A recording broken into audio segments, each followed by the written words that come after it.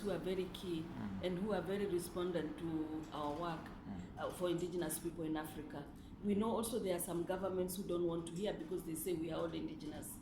And that one also blocks us from really moving forward.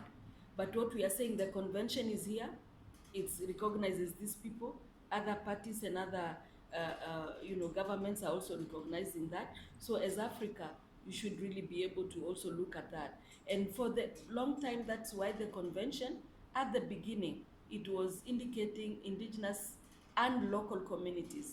And that was pushed by Africa and also Brazil, because they say that Brazil, even though it has indigenous peoples, it has a big number of local communities. Africa said we want to make sure that the word local communities is included. So we also had to add indigenous peoples, because just saying indigenous, anything can be indigenous. But indigenous people is to look at the uniqueness. For Africa, for example, you have communities who are still leading their own traditional way of life, like the nomadic pastoralists. They look at their economy in terms of looking at it in a traditional and customary way.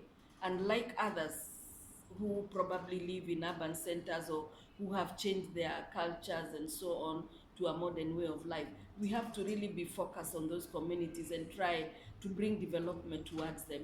And that's why even our own government as Kenya also focuses, if it's education, it has a special focus on looking at nomadic education and how it's taken by, how do the nomadic people get that health facility? How do they get water? Why are they given more money than the others in order to be able to reach them? Because they have a unique way of life.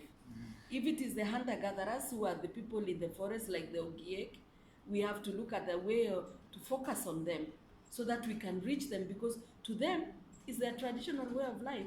If it's hunting, that is the way it has to go, and that's the way they find it comfortable and good. And we should respect that and really take that as a way of but we have to also reach them to tell them that development is also moving, and we have to be included and be able to move together with the rest of the communities.